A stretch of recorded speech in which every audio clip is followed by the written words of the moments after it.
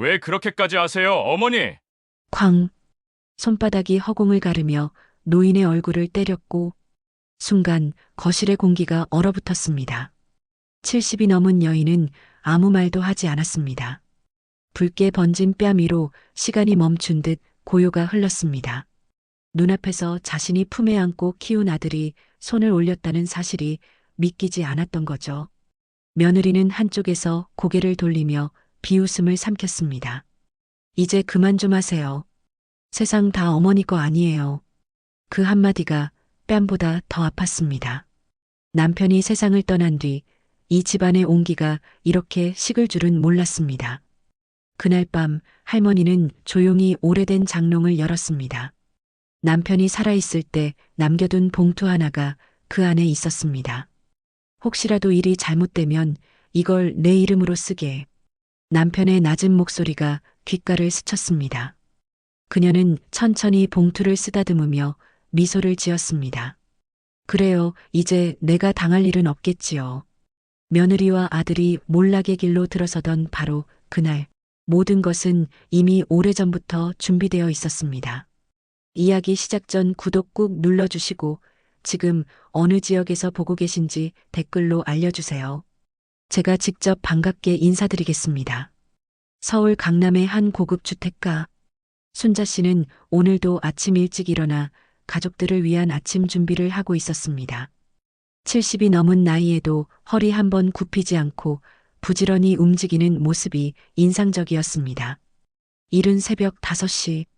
아직 해가 뜨기 전인데도 부엌에는 이미 따뜻한 불빛이 켜져 있었습니다. 순자 씨는 정갈한 옷차림으로 쌀을 씻고 국을 끓이고 반찬을 정리하며 하루를 시작했습니다. 어머니, 아직도 이렇게 일찍 일어나세요? 오전 7시쯤 며느리 박미영이 부엌으로 들어오며 말했습니다. 겉으로는 다정한 말투였지만 어딘가 어색한 구석이 있었습니다. 예전 같았으면 시어머니를 도우려고 일찍 일어났을 텐데 요즘은 거의 도움을 주지 않았습니다. 아직 손이 움직이는데 뭘? 대수가 좋아하는 미역국도 끓여야 하고. 순자 씨는 환한 웃음을 지으며 대답했습니다. 48년을 함께 살아온 남편 김 회장이 작년에 갑작스럽게 세상을 떠난 후 가족들이 전부였습니다. 특히 하나뿐인 아들 대수와 예쁜 며느리 미영이 건강하게 지내는 것이 그녀의 유일한 바람이었습니다. 제가 할게요. 어머니는 좀 쉬세요. 미영이 앞치마를 두르며 말했습니다. 하지만 그 말에는 진심이 담겨 있지 않았습니다. 오히려 빨리 부엌에서 나가라는 뜻처럼 들렸습니다. 아니야. 난 이렇게 사는 게 좋아. 가만히 있으면 오히려 몸이 아파. 실제로 순자 씨는 남편이 사업을 시작한 젊은 시절부터 지금까지 단 한 번도 가정을 소홀히 한 적이 없었습니다. 회사 일로 바쁜 남편을 뒷바라지하고 아들을 키우고 집안을 돌보는 것이 그녀의 전부였습니다. 다른 부유한 집 부인들처럼 골프를 치거나 모임에 나가는 일도 거의 없었습니다. 김 회장이 운영하던 건설회사는 작은 규모에서 시작해 이제는 중견기업 반열에 올라섰습니다. 순자 씨는 그 모든 과정을 남편 곁에서 지켜봤습니다. 새벽에 나가 밤늦게 돌아오는 남편을 위해 항상 따뜻한 밥을 준비해두고 사업이 어려울 때는 함께 걱정하고 잘 될 때는 함께 기뻐했습니다. 하지만 남편은 항상 말했습니다. 순자야, 고생이 많다. 내가 돈은 벌어올 테니까 너는 집안일만 신경 써라. 그래서 순자 씨는 회사 일에는 전혀 관여하지 않았습니다. 단지 남편이 건강하게 일할 수 있도록 뒷바라지하는 것이 자신의 역할이라고 생각했습니다. 어머니, 아버지 제사 때 입을 한복은 준비하셨어요? 미영이 대수가 좋아하는 반찬들을 챙기며 물었습니다. 김 회장의 일주기가 다음 주였습니다. 하지만 그 말투에는 예전과 다른 뭔가가 있었습니다. 존댓말은 하고 있지만 마음에서 우러나오는 존경의 뜻은 느껴지지 않았습니다. 응, 벌써 준비했어. 아버지가 좋아하시던 음식들도 미리 생각해뒀고 순자 씨의 목소리에 그리움이 묻어났습니다. 남편을 떠나보낸 지 벌써 1년이 다 되어가지만 아직도 그의 빈자리가 크게 느껴졌습니다. 특히 아침에 눈을 뜰 때마다 옆자리가 비어 있는 현실이 아직도 낯설었습니다. 남편이 살아있을 때는 아침마다 함께 차를 마시며 하루 일정을 나누곤 했습니다. 오늘은 어디 가시나요? 저녁에는 일찍 들어오세요. 이런 소소한 대화들이 그녀의 하루를 채워줬습니다. 대수는 어디 갔어? 회사에 일찍 나갔어요. 요즘 정말 바쁘게 지내더라고요. 미영이 대답했습니다. 김 회장이 세상을 떠난 후 자연스럽게 아들 대수가 회사를 이어받았습니다. 처음에는 걱정이 많았지만 대수가 아버지만큼은 아니어도 나름대로 회사를 잘 꾸려나가고 있는 것 같아 안심이 되었습니다. 그런데 요즘 들어 대수의 행동이 조금씩 달라지고 있었습니다. 예전에는 집에 들어오면 제일 먼저 어머니께 인사를 드렸는데 최근에는 바로 자기 방으로 들어가는 경우가 많았습니다. 물론 회사 일로 피곤해서 그런 거라고 생각했지만 어딘가 섭섭한 마음이 들었습니다. 그래도 건강은 챙겨야 할 텐데 제가 잘 챙기고 있어요. 걱정 마세요. 미영이 웃으며 말했습니다. 하지만 그 웃음도 예전만큼 따뜻하지 않았습니다. 순자 씨는 그런 변화를 느끼면서도 혹시 자신이 예민하게 생각하는 건 아닌지 의심했습니다. 나이가 들면서 괜히 섭섭한 마음이 드는 것일 수도 있다고 생각했습니다. 그날 저녁 대수가 집에 돌아왔습니다. 피곤한 기색이 역력했지만 어머니를 보자 환한 웃음을 지었습니다. 어머니, 오늘도 고생 많으셨어요. 무슨 고생이야? 너희들 밥 해주는 게 무슨 고생이냐? 순자 씨는 아들의 어깨를 가볍게 주무르며 말했습니다. 대수는 어릴 때부터 효성이 지극했습니다. 친구들이 놀자고 해도 집에 먼저 와서 안부를 묻고 용돈을 받으면 꼭 어머니께 뭔가 사드리곤 했습니다. 회사 일은 어때? 너무 무리하지 마라. 괜찮아요. 아버지가 워낙 기반을 잘 다져놓으셔서 생각보다 어렵지 않아요. 대수가 겸손하게 말했습니다. 실제로 김 회장은 아들에게 회사를 물려주기 위해 몇 년 전부터 차근차근 준비해 왔습니다. 주요 업무들을 하나씩 가르쳐주고 직원들과의 관계도 자연스럽게 이어갈 수 있도록 도와줬습니다. 그래도 조심해라. 사업이라는 게 한순간에 어떻게 될지 모르는 거니까. 순자 씨는 남편이 어려운 시절을 겪는 것을 모두 지켜본 터라 사업의 위험성을 누구보다 잘 알고 있었습니다. 네, 알겠어요. 어머니도 너무 걱정 마세요. 그날 밤 순자 씨는 남편의 사진을 바라보며 혼잣말을 했습니다.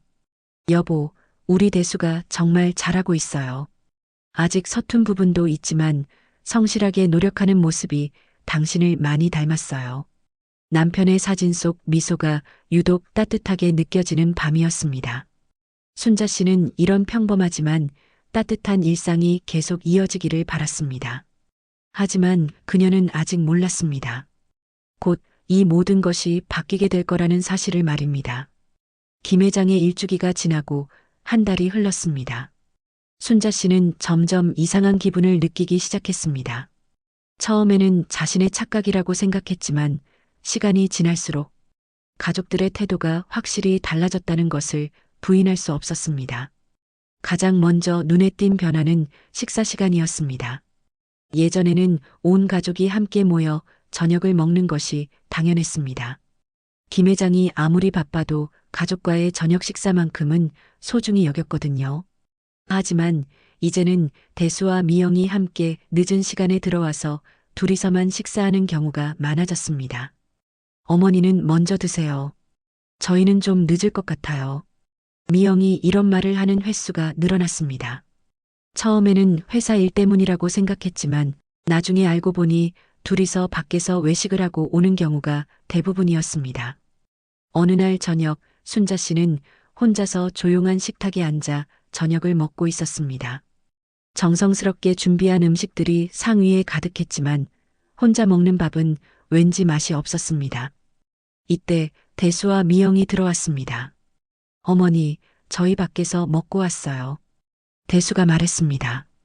미영은 순자 씨가 혼자 식사하는 모습을 보고도 별다른 미안함을 표하지 않았습니다.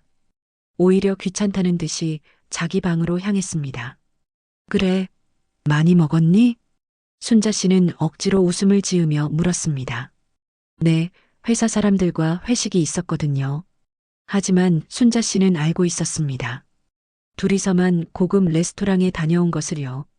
미영의 옷에서 나는 향수 냄새와 대수의 기분 좋은 표정이 그것을 말해주고 있었습니다. 더욱 서운한 것은 가사일에 대한 태도 변화였습니다. 예전에는 미영이 시어머니를 도우려고 노력했습니다. 설거지를 함께 하거나 빨래를 개는 일을 도와주기도 했습니다. 하지만 이제는 거의 모든 일을 순자 씨 혼자서 해야 했습니다. 미영아, 이것 좀 도와줄래? 순자 씨가 무거운 이불을 들고 있을 때 부탁했습니다. 아, 지금 좀 바빠요. 나중에 할게요. 미영은 소파에 앉아 텔레비전을 보며 대답했습니다. 그 나중에는 결국 오지 않았습니다.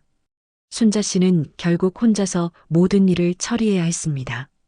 70이 넘은 나이에 큰 집을 혼자 관리하는 것은 쉬운 일이 아니었습니다. 특히 남편이 살아있을 때는 집안일을 도와주는 가사도우미가 있었는데 언제부턴가 그분도 오지 않게 되었습니다. 미영아, 김아주머니는 왜 안 와? 순자 씨가 물었습니다.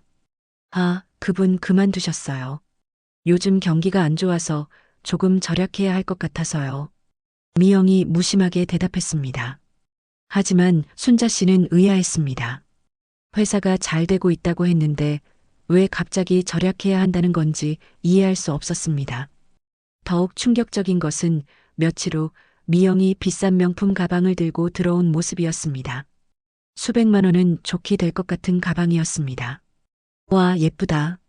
어디서 샀어? 백화점에서요. 마침 세일하길래. 미영이 가방을 자랑하듯 보여주었습니다. 순자 씨는 말이 나오지 않았습니다. 가사도우미는 절약한다며 그만두게 해놓고 자신은 비싼 명품을 사는 모습이 이해되지 않았습니다. 그뿐만이 아니었습니다. 미영은 일주일에 몇 번씩 친구들과 만나서 비싼 식당에서 식사를 하거나 골프를 치러 다녔습니다.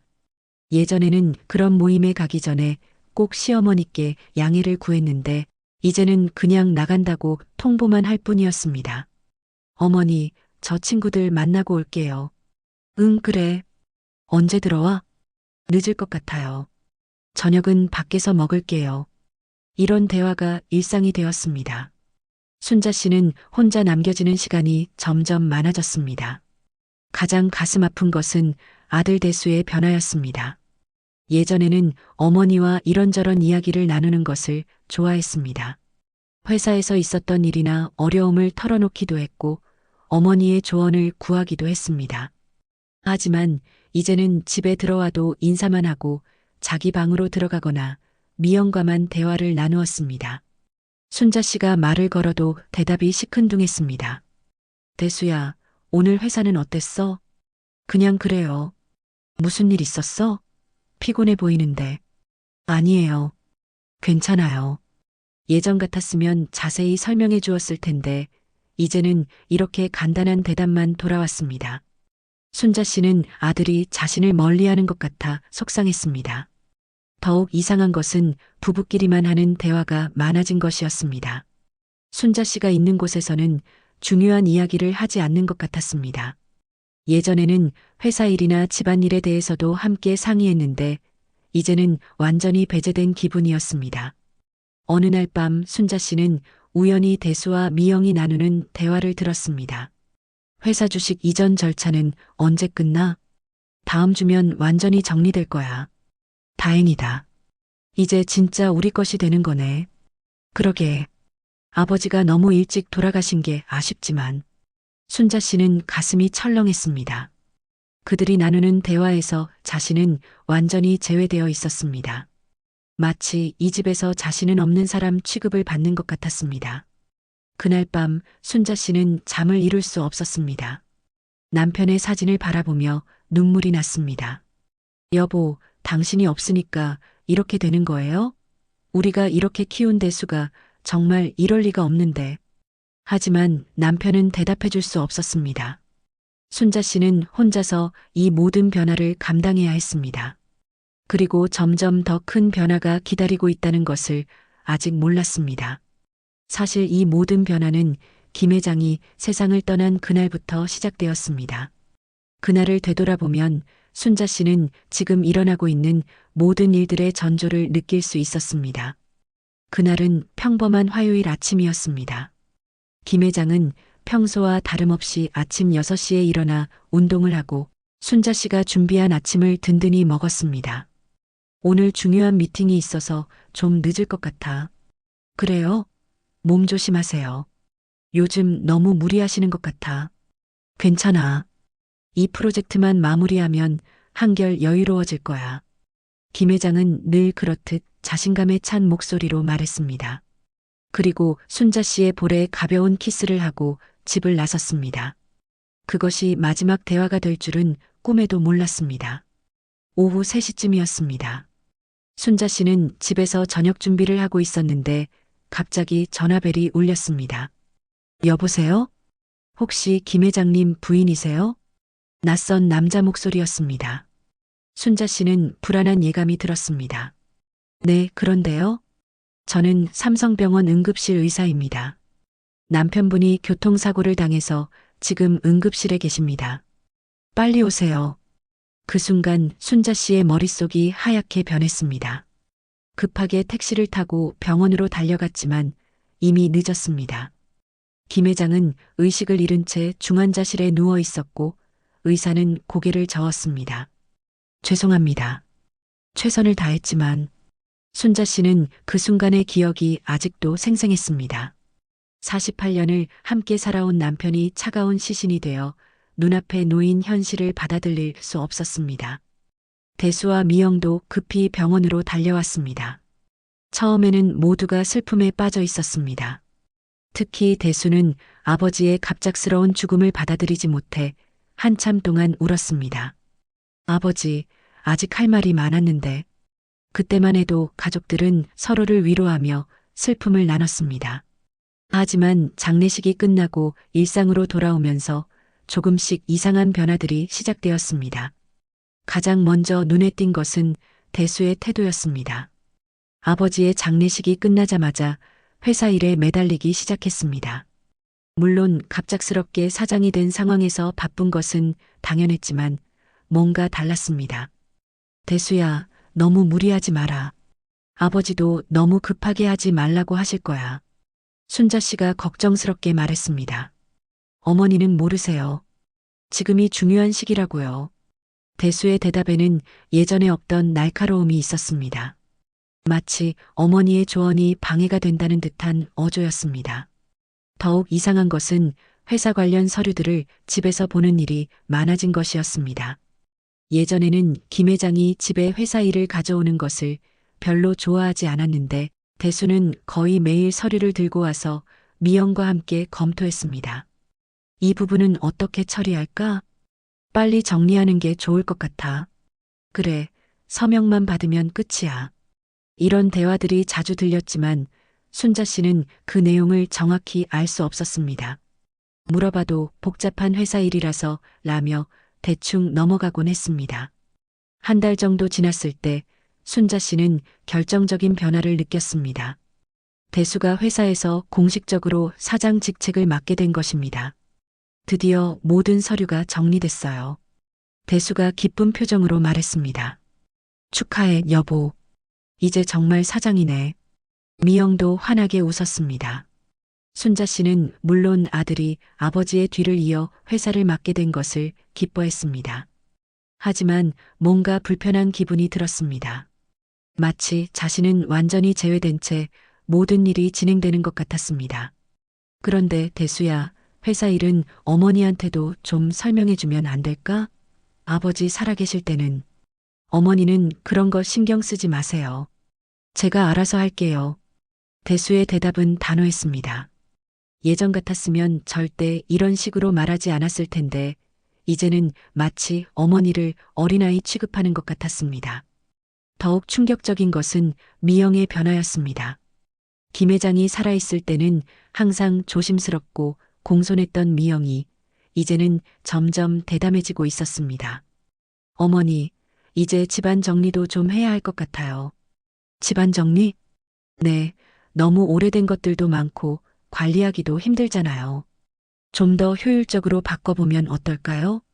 미영이 말하는 집안 정리가 무엇을 의미하는지 순자 씨는 알 수 없었습니다. 하지만 그 말투에서 뭔가 불안한 기운을 느꼈습니다. 그리고 며칠 후 더욱 놀라운 일이 벌어졌습니다. 김 회장이 아끼던 서재에 있던 중요한 서류들이 모두 사라진 것입니다. 대수야, 아버지 서재에 있던 서류들은 어디 갔어? 아, 그것들요? 회사로 옮겼어요. 집에 두기에는 너무 중요한 것들이라서. 그래도 어머니한테 미리 말을 해야 하는 것 아니야? 깜빡했네요. 죄송해요. 하지만 대수의 표정에는 미안함이 전혀 느껴지지 않았습니다. 오히려 당연한 일을 했다는 듯한 태도였습니다. 그날 밤 순자 씨는 비어버린 남편의 서재에 앉아 있었습니다. 김 회장이 늘 앉아있던 의자에 앉아서 그의 흔적들을 찾아보려 했지만 이제는 아무것도 남아있지 않았습니다. 여보, 우리 대수가 달라지고 있어요. 아니면 원래 이런 아이였는데 제가 몰랐던 걸까요? 순자 씨는 남편의 사진을 바라보며 혼잣말을 했습니다. 하지만 사진 속 남편은 여전히 따뜻한 미소만 짓고 있을 뿐이었습니다. 그때 순자 씨는 아직 몰랐습니다. 이 모든 변화가 단순한 우연이 아니라는 것을, 그리고 자신이 상상하지 못했던 더 큰 시련이 기다리고 있다는 것을 말입니다. 김 회장이 세상을 떠난 지 석 달이 지났습니다. 순자 씨가 느꼈던 불안감은 이제 현실이 되어 그녀의 일상을 짓누르고 있었습니다. 가족들의 태도는 더 이상 미묘한 변화가 아니라 노골적인 무시로 바뀌어 가고 있었습니다. 가장 견디기 힘든 것은 집안에서의 자신의 위치가 완전히 달라진 것이었습니다. 예전에는 이 집의 안주인으로서 모든 일을 결정하고 주도했지만 이제는 마치 얹혀 사는 신세가 된 것 같았습니다. 어느 날 아침 미영이 갑자기 청소업체 사람들이 온다고 통보했습니다. 집이 너무 더러워져서 구석구석 제대로 청소해야 할 것 같다는 이유였습니다. 순자 씨는 당황했습니다. 자신이 매일 정성스럽게 청소하고 있는데 집이 더럽다니요. 자신이 매일 청소하고 있다고 말하자 미영은 시어머니가 하시는 청소로는 한계가 있고 나이도 있으시다며 대답했습니다. 미영의 말에는 할머니를 무능력한 사람으로 취급하는 뉘앙스가 담겨 있었습니다. 순자 씨는 가슴이 아팠지만 참을 수밖에 없었습니다. 더욱 충격적인 것은 며칠 후 벌어진 일이었습니다. 미영이 친구들을 집으로 초대했는데 순자 씨를 완전히 투명인간 취급했습니다. 미영의 친구들이 집안을 둘러보며 감탄했습니다. 집이 정말 크다며 부럽다고 말하고 자신들도 이런 집에서 살고 싶다고 했습니다. 순자 씨가 거실을 지나가는데도 인사조차 하지 않았습니다. 한 친구가 시어머님은 어디 계시냐고 물었을 때 미영은 마치 가구를 가리키듯 순자 씨를 가리켰습니다. 친구들이 대충 고개만 숙여 인사했습니다. 순자 씨는 정중하게 인사를 받았지만 마음속으로는 큰 상처를 받았습니다. 미영은 자신들이 얘기할 거니까 방에 계셔도 될지 물었습니다. 자신의 집에서 자신이 방으로 들어가라니 이런 굴욕이 어디 있겠습니까?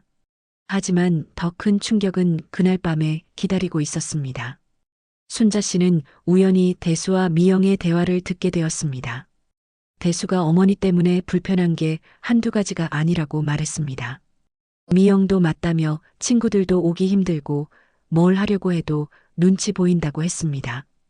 대수는 그렇다고 양로원에 보낼 수도 없다고 말했고 미영은 아직은 집에 계시는 게 낫겠다고 답했습니다. 순자 씨는 귀를 의심했습니다. 자신의 친아들이 양로원 이야기를 하다니 그것도 자신이 들릴 수 있는 곳에서 말입니다. 대수는 나중에는 생각해봐야 할 수도 있다고 했고 미영은 그때 가서 보자고 했습니다. 순자 씨는 가슴이 무너지는 것 같았습니다. 평생을 바쳐 키운 아들이 자신을 짐덩어리로 생각하고 있다는 사실이 믿어지지 않았습니다. 며칠 후 더욱 견디기 힘든 일이 벌어졌습니다. 미영의 사치가 도를 넘어서기 시작한 것입니다. 거의 매일같이 백화점에서 쇼핑을 하고 비싼 레스토랑에서 식사를 했습니다. 순자 씨가 조심스럽게 요즘 돈을 너무 많이 쓰는 것 같다고 말했습니다. 미영은 괜찮다며 이제 우리 돈인데 뭐냐고 대답했습니다. 순자 씨는 당황했습니다. 우리 돈이라니 남편이 평생 고생해서 모은 돈을 마치 자신들 것인 양 말하는 것이었습니다. 그래도 아버지가 힘들게 번 돈이라고 말하자 미영은 이제 대수가 회사 사장이니까 당연히 자신들이 관리해야 할 돈이라고 했습니다. 미영의 말투가 점점 당당해졌습니다. 예전 같았으면 상상도 할 수 없었던 일이었습니다. 더욱 화가 나는 것은 대수의 태도였습니다. 아내의 사치를 전혀 제지하지 않을 뿐만 아니라 오히려 어머니가 간섭하는 것을 못마땅해 했습니다. 순자 씨가 너무 무계획적으로 쓰는 것 같다고 말하자 대수는 자신들 일에 너무 신경 쓰지 말라고 했습니다. 대수의 대답은 냉정했습니다. 마치 어머니가 불필요한 간섭을 하고 있다는 듯한 어조였습니다. 그날 밤 순자 씨는 남편의 서재에 앉아 깊은 생각에 잠겼습니다. 비어버린 서재는 이제 그녀만의 공간이 되었습니다. 다른 곳에서는 편할 곳이 없었거든요. 순자 씨는 남편의 사진을 바라보며 울었습니다. 이게 맞냐고, 우리가 이렇게 키운 대수가 정말 이런 아이였냐고 물었습니다. 하지만 사진 속 남편은 여전히 미소만 짓고 있을 뿐이었습니다. 그때 순자 씨는 갑자기 이상한 기분이 들었습니다.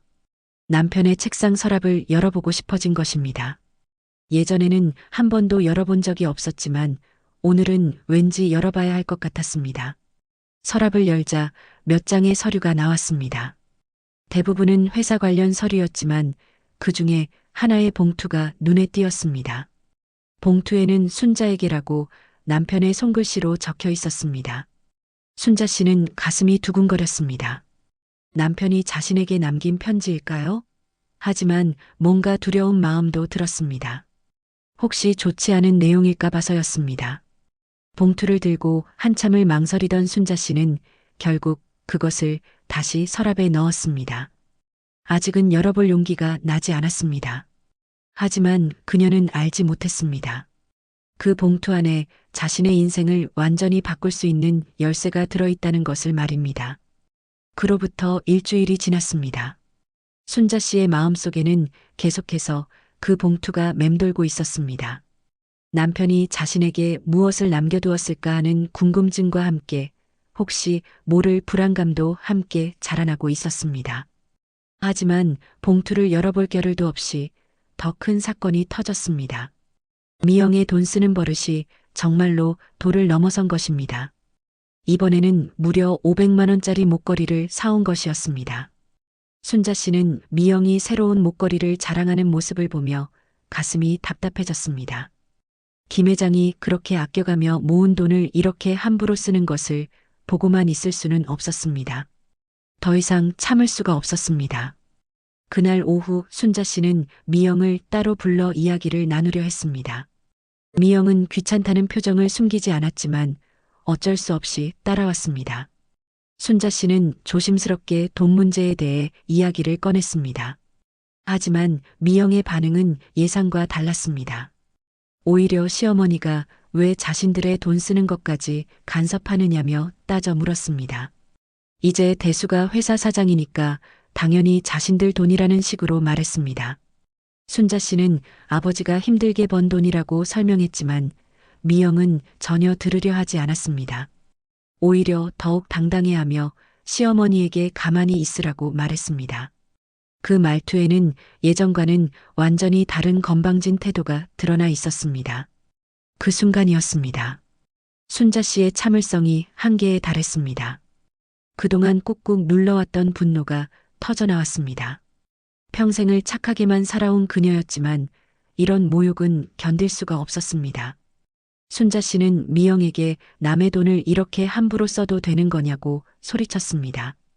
미영도 지지 않고 이제 자신들 돈이라며 맞받아쳤습니다. 두 사람의 대화는 점점 격해졌습니다. 순자 씨는 더 이상 참을 수 없었습니다. 남편이 평생 고생해서 모은 재산을 이렇게 함부로 쓰는 것을 보고만 있을 수는 없었습니다. 그녀는 미영에게 시어머니한테 이런 식으로 말해도 되는 거냐고 따졌습니다. 그런데 갑자기 미영이 예상치 못한 행동을 했습니다. 무릎을 꿇고 앉으며 눈물을 흘리기 시작한 것입니다. 방금까지 당당하게 대들던 사람이 갑자기 무릎을 꿇고 사과하며 자신이 잘못했다고 말했습니다. 순자 씨는 당황했습니다. 갑작스러운 미영의 변화에 어리둥절할 수밖에 없었습니다. 미영에게 일어나라고 말했지만 미영은 계속 무릎을 꿇고 자신이 철없었다며 사과했습니다. 하지만 순자 씨는 뭔가 이상하다는 생각이 들었습니다. 미영의 눈물이 진짜 같지 않았거든요. 바로 그때였습니다. 현관문이 열리며 대수가 들어왔습니다. 대수는 집 안으로 들어오다가 거실에서 벌어지고 있는 상황을 보게 되었습니다. 어머니가 서 있고 아내가 무릎을 꿇고 울고 있는 모습을 말입니다. 대수는 놀라며 달려와서 이게 무슨 일이냐고 물었습니다. 순자 씨가 설명하려고 했지만 미영이 먼저 입을 열었습니다. 남편에게 자신이 시어머니한테 버릇없이 굴었나 보다며 흐느꼈습니다. 대수는 상황을 완전히 오해했습니다. 어머니가 아내를 무릎 꿇게 만든 것으로 생각한 것입니다. 그의 얼굴이 점점 굳어졌습니다. 아무리 그래도 이렇게까지 할 필요가 있었느냐며 어머니를 비난했습니다. 순자 씨는 아들이 오해하고 있다고 설명하려 했지만 대수는 들으려 하지 않았습니다. 아내가 무릎 꿇고 있는데 무슨 오해냐며 목소리를 높였습니다. 순자 씨는 당황했습니다. 자신이 미영을 무릎 꿇게 한 것이 아닌데 대수는 완전히 오해하고 있었습니다. 대수는 아내를 일으켜 세우며 괜찮다고 위로했습니다. 그리고 어머니를 향해 돌아섰습니다. 그의 눈에는 분노가 가득했습니다. 순자 씨는 설명하려고 했습니다. 미영이 먼저 돈 문제로 말다툼을 시작했고 갑자기 무릎을 꿇은 것이라고 말하려 했습니다. 하지만 대수는 들으려 하지 않았습니다. 그리고 그 순간 상상할 수 없는 일이 벌어졌습니다. 대수가 어머니의 뺨을 때린 것입니다. 크고 날카로운 소리가 거실에 울렸습니다. 순자 씨는 충격으로 얼어버렸습니다. 70년 인생에서 이런 모욕을 당해본 적이 없었습니다. 특히 자신이 평생을 바쳐 키운 아들에게서 말입니다. 대수는 분노에 찬 목소리로 아무리 그래도 며느리를 이렇게 대할 수 있느냐며 어머니를 비난했습니다. 순자 씨는 뺨이 화끈거렸지만 더 큰 상처는 마음에 있었습니다. 평생을 바쳐 키운 아들이 자신을 때렸다는 사실이 믿어지지 않았습니다. 순자 씨가 떨리는 목소리로 아들의 이름을 불렀지만 대수는 돌아서서 아내를 위로하기에 바빴습니다. 미영에게 괜찮냐며 정말 미안하다고 말하며 안아줬습니다. 미영은 여전히 눈물을 흘리고 있었지만 순자 씨가 보기에는 연기 같았습니다. 그날 밤 순자 씨는 자신의 방에서 혼자 울었습니다. 볼이 아직도 아팠지만 마음의 상처가 더 컸습니다. 자신이 평생을 바쳐 키운 아들이 자신을 때렸다는 현실을 받아들일 수가 없었습니다. 순자 씨는 남편의 사진을 바라보며 속삭였습니다. 이제 정말 모르겠다고 우리 대수가 이런 아이였냐고 물었습니다. 그리고 그때 결심했습니다. 더 이상 이렇게 당하고만 있을 수는 없다고. 이제는 행동할 때라고. 대수에게 뺨을 맞은 그날 밤 순자 씨는 잠을 이룰 수 없었습니다. 뺨이 아직도 화끈거렸지만 몸의 아픔보다는 마음의 상처가 훨씬 컸습니다. 자신이 평생을 바쳐 키운 아들이 자신을 때렸다는 현실이 계속 머릿속을 맴돌았습니다. 새벽 3시가 넘어서야 순자 씨는 침대에서 일어났습니다. 더 이상 누워 있을 수가 없었습니다. 그녀는 조용히 남편의 서재로 향했습니다. 이 집에서 이제 유일하게 마음 편한 곳이 된 공간이었습니다.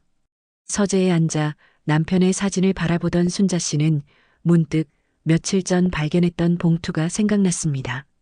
그동안 열어볼 용기가 나지 않았던 그 봉투 말입니다. 하지만 이제는 달랐습니다.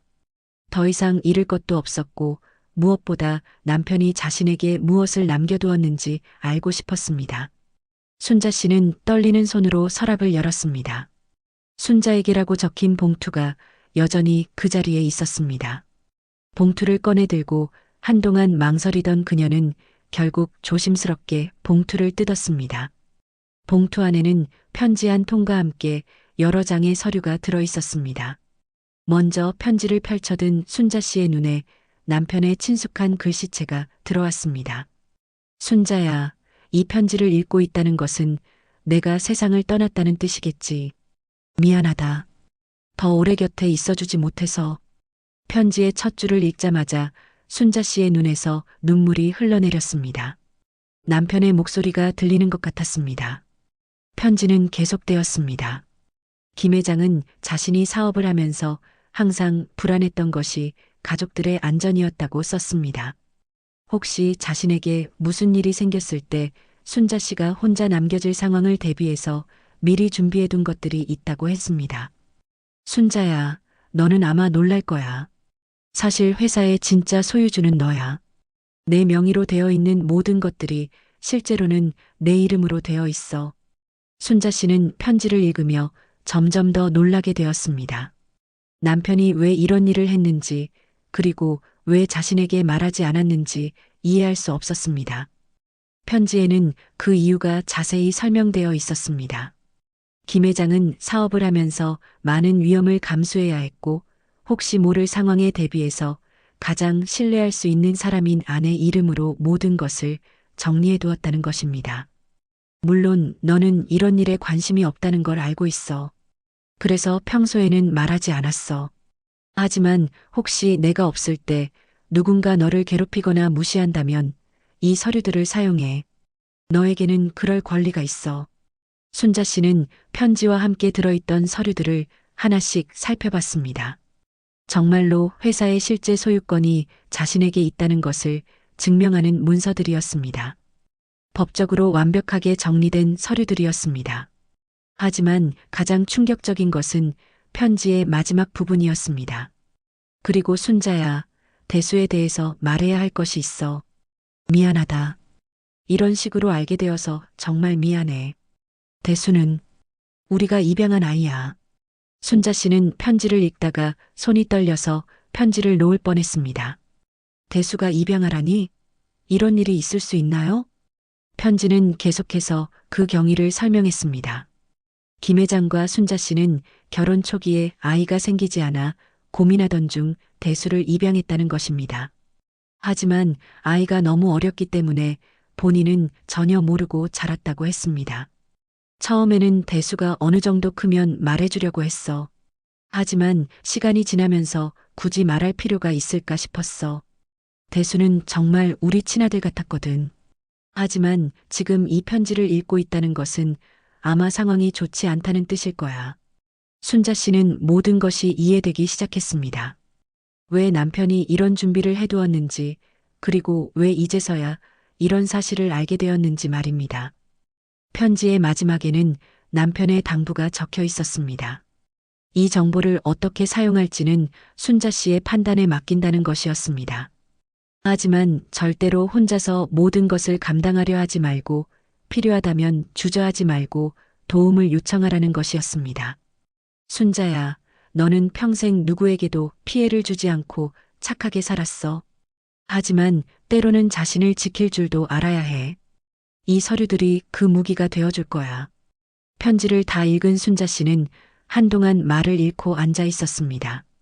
자신이 알고 있던 모든 것이 사실과 달랐다는 충격적인 사실들이 머릿속을 어지럽게 만들었습니다. 하지만 동시에 이상한 힘이 솟아나는 것을 느꼈습니다. 자신이 이렇게 당하고만 있을 이유가 없다는 것을 깨달았습니다. 남편이 자신을 위해 이렇게 준비해둔 것들이 있었는데 왜 계속 참고만 있어야 하나요? 순자 씨는 서류들을 다시 한번 꼼꼼히 살펴봤습니다. 정말로 법적으로 완벽한 문서들이었습니다. 이것들이 있다면 지금까지의 모든 상황을 뒤바꿀 수 있을 것 같았습니다. 그날 아침 순자 씨는 평소와 다른 표정으로 아침 준비를 했습니다. 겉으로는 똑같아 보였지만 그녀의 마음속에는 확고한 결심이 자리 잡고 있었습니다.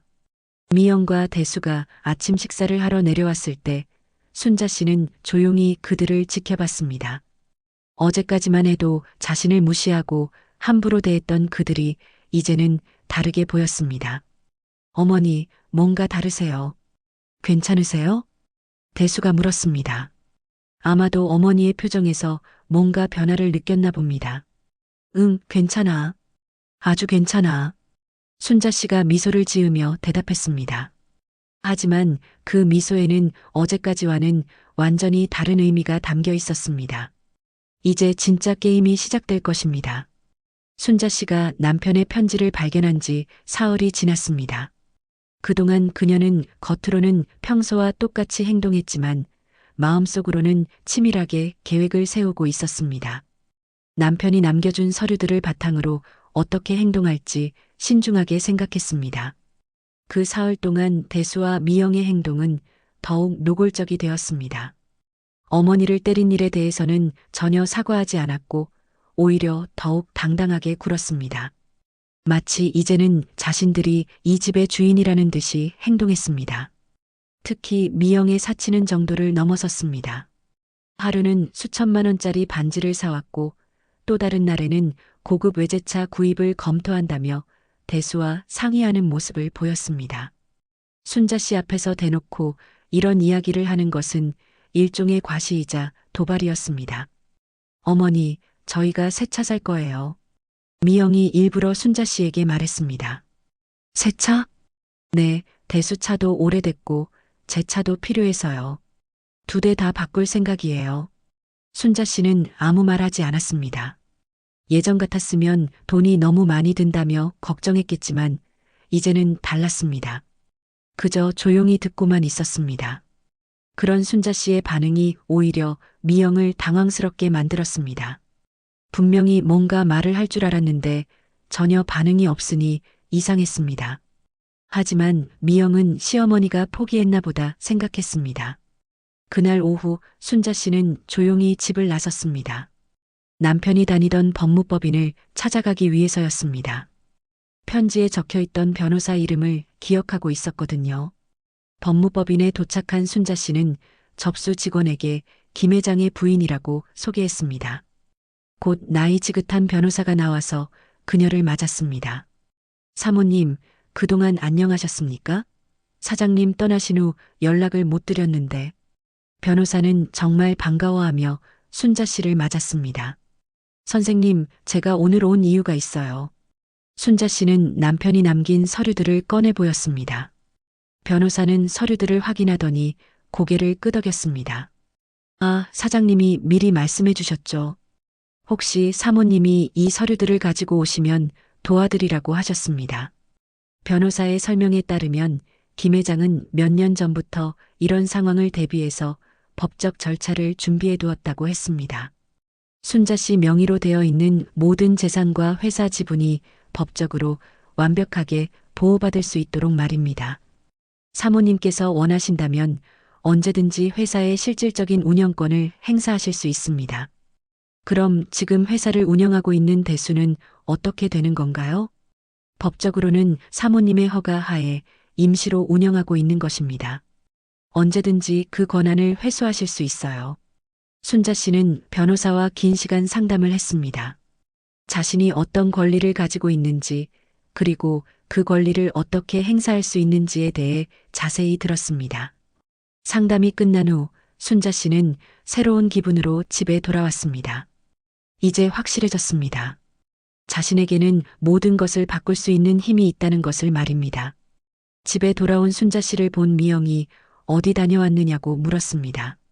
순자 씨는 그냥 산책을 다녀왔다고 대답했습니다. 미영은 별로 신경 쓰지 않는 것 같았습니다. 그날 저녁 대수가 집에 돌아와서 중요한 발표를 했습니다. 회사에서 큰 계약을 성사시켰다며 자랑했습니다. 그리고 이제 정말로 회사가 안정궤도에 올랐다고 말했습니다. 어머니도 이제 안심하셔도 될 것 같아요. 대수가 마치 어머니를 안심시켜주는 듯한 말투로 말했습니다. 그래, 정말 다행이다. 순자 씨가 조용히 대답했습니다. 하지만 그녀의 마음속에는 전혀 다른 생각이 들어 있었습니다. 그날 밤 순자 씨는 다시 한번 남편의 편지를 읽어봤습니다. 특히 마지막 부분을 여러 번 읽었습니다. 남편이 자신에게 당부한 말들이 더욱 선명하게 다가왔습니다. 때로는 자신을 지킬 줄도 알아야 해. 이 말이 계속 머릿속에 맴돌았습니다. 순자 씨는 결심했습니다. 더 이상 참지 않기로 했습니다. 다음 날 아침 순자 씨는 평소보다 일찍 일어나 특별한 준비를 했습니다. 오랫동안 입지 않았던 정장을 꺼내 입고 화장도 단정하게 했습니다. 마치 중요한 약속이 있는 것처럼 말입니다. 아침 식사 시간에 대수와 미영이 내려왔을 때 순자 씨의 모습을 보고 의아해했습니다. 평소와는 완전히 다른 모습이었거든요. 어머니, 어디 가세요? 대수가 물었습니다. 응, 중요한 일이 있어서. 순자 씨가 간단히 대답했습니다. 무슨 일인데요? 미영이 궁금해하며 물었습니다. 곧 알게 될 거야. 순자 씨의 대답에는 의미심장한 뉘앙스가 담겨 있었습니다. 하지만 대수와 미영은 그 진짜 의미를 알 수 없었습니다. 순자 씨는 아침을 먹고 나서 조용히 집을 나섰습니다. 오늘이야말로 모든 것이 바뀌는 날이 될 것입니다. 그동안 참고 견뎠던 모든 것들에 대한 정산을 할 시간이 온 것입니다. 집을 나서며 순자 씨는 남편의 사진을 마음속으로 떠올렸습니다. 이제 남편이 자신을 위해 준비해둔 마지막 선물을 제대로 사용할 때가 왔습니다. 순자 씨가 집을 나선 그날 오후 대수와 미영에게 예상치 못한 전화가 걸려왔습니다. 회사 법무팀에서 온 전화였습니다. 긴급히 회사로 와달라는 내용이었습니다. 대수는 무슨 일인지 모르겠다며 당황했습니다. 특별한 일정도 없었고 급한 업무도 없었는데 갑자기 이런 연락이 온 것이 이상했습니다. 미영도 불안한 기색을 보였지만 둘 다 설마 하는 마음으로 회사로 향했습니다. 회사에 도착한 대수와 미영은 더욱 놀랐습니다. 평소에 보지 못했던 변호사들이 회의실에 앉아 있었고 그 중앙에는 정장을 차려입은 순자 씨가 당당하게 앉아 있었습니다. 어머니, 어떻게 여기에? 대수가 당황하며 물었습니다. 앉아라. 순자 씨의 목소리는 평소와 완전히 달랐습니다. 차갑고 단호했습니다. 대수와 미영은 영문을 모른 채 자리에 앉았습니다. 순자 씨 옆에 앉아있던 변호사가 서류들을 꺼내며 설명을 시작했습니다. 김 회장이 생전에 작성한 모든 법적 문서들이 제시되었습니다. 회사의 실제 소유주가 순자 씨라는 사실, 대수는 단지 임시로 운영을 맡고 있었을 뿐이라는 설명이 이어졌습니다. 대수의 얼굴이 점점 창백해졌습니다. 자신이 사장이라고 생각했던 모든 것이 착각이었다는 사실을 깨달았기 때문입니다. 이게 무슨 말이에요? 대수가 떨리는 목소리로 물었습니다. 너희들이 그동안 함부로 써온 돈도 자랑스럽게 운영한다던 회사도 모두 내 것이었어. 순자 씨의 말에 미영이 얼굴이 하얗게 변했습니다. 그동안 자신들이 마음대로 쓴 수억 원의 돈이 모두 시어머니 것이었다는 말이었습니다. 변호사는 계속해서 법적 절차에 대해 설명했습니다. 순자 씨가 원한다면 언제든지 회사 운영권을 회수할 수 있고 그동안 무단으로 사용한 회사 자금에 대해서도 법적 책임을 물을 수 있다고 했습니다. 하지만 더 중요한 이야기가 있어. 순자 씨가 다른 서류를 꺼내며 말했습니다. 그것은 대수의 입양 관련 서류였습니다. 대수야, 너는 우리가 입양한 아이야. 이 말과 함께 회의실은 완전히 조용해졌습니다. 대수는 믿을 수 없다는 표정으로 순자 씨를 바라봤습니다. 자신의 정체성에 대한 근본적인 사실을 처음 알게 된 충격이었습니다. 그런 게 말이 돼요? 대수가 간신히 입을 열었습니다. 너희 아버지와 내가 너를 정말 친아들처럼 키웠어. 사랑도 많이 주고 최고의 교육도 시켜줬지. 하지만 이게 너희들이 우리에게 보답하는 방식이야? 순자 씨의 목소리에는 깊은 실망이 담겨 있었습니다. 미영은 아무 말도 할 수 없었습니다. 자신이 그동안 무시하고 함부로 대했던 시어머니가 사실은 모든 것의 주인이었다는 현실을 받아들이기 어려웠습니다. 어머니, 저희가 잘못했어요. 대수가 간신히 사과의 말을 꺼냈습니다. 이제 와서 사과라니. 너는 나를 때렸어. 내가 평생 키워준 어머니를 말이야. 순자 씨의 말에 대수는 고개를 숙일 수밖에 없었습니다. 변호사가 다시 한번 법적 상황을 정리해서 설명했습니다. 순자 씨는 모든 재산을 회수할 수 있는 권리가 있지만 가족이라는 점을 고려해서 최종 결정을 내리겠다고 했습니다. 하지만 조건이 있어. 순자 씨가 엄숙한 목소리로 말했습니다. 첫 번째 조건은 그동안 무단으로 사용한 모든 돈을 정확히 계산해서 반환하는 것이었습니다. 두 번째는 진심으로 반성하고 앞으로는 절대 이런 일이 없도록 하는 것이었습니다. 그리고 미영 씨, 순자 씨가 며느리를 향해 말했습니다. 당신이 산 모든 사치품들 하나도 빠짐없이 돌려받겠어요. 미영은 그제야 자신의 처지를 완전히 이해했습니다. 그동안 자신이 얼마나 큰 착각을 하고 있었는지 깨달았습니다. 회의가 끝난 후 대수와 미영은 말없이 집으로 돌아왔습니다. 차 안은 무거운 침묵으로 가득했습니다. 그들의 세계가 하루아침에 완전히 뒤바뀐 것입니다. 그날 밤 대수는 어머니께 무릎을 꿇고 진심으로 사과했습니다. 자신이 얼마나 큰 잘못을 했는지 이제야 깨달았다고 말했습니다. 미영도 함께 사과하며 앞으로는 정말 달라지겠다고 약속했습니다. 순자 씨는 그들의 사과를 받았지만 쉽게 용서하지는 않았습니다. 진정한 반성이 행동으로 증명되어야 한다고 말했습니다. 몇 주가 지난 후 집안의 분위기는 완전히 달라졌습니다. 대수와 미영은 순자 씨를 진심으로 존경하고 모시기 시작했습니다. 더 이상 무시하거나 함부로 대하지 않았습니다. 순자 씨는 회사 운영권을 대수에게 다시 맡겼지만 이번에는 모든 중요한 결정에 대해 보고받기로 했습니다. 그리고 미영의 사치벽도 완전히 사라졌습니다. 어느 날 저녁 가족들이 함께 저녁을 먹으며 이야기를 나누고 있었습니다. 예전처럼 따뜻한 분위기였지만 이제는 서로에 대한 진정한 존중이 바탕이 되어 있었습니다. 어머니, 정말 죄송했어요. 그리고 고맙습니다. 대수가 진심으로 말했습니다. 가족이라는 게 그런 거 아니겠니? 서로 이해하고 용서하는 것. 순자 씨가 따뜻한 미소를 지으며 대답했습니다.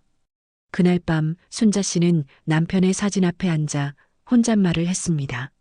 여보, 당신이 준비해 주신 덕분에 우리 가족이 다시 제자리를 찾았어요. 이제 정말 평화로운 가정이 될 수 있을 것 같아요. 사진 속 남편의 미소가 유독 따뜻하게 느껴지는 밤이었습니다. 순자 씨는 이제야 진정한 마음의 평화를 찾을 수 있었습니다. 끝까지 시청해 주셔서 감사합니다. 영상이 좋았다면 구독과 좋아요, 그리고 알림 설정도 잊지 마세요. 여러분의 따뜻한 응원이 저희를 계속 움직이게 합니다.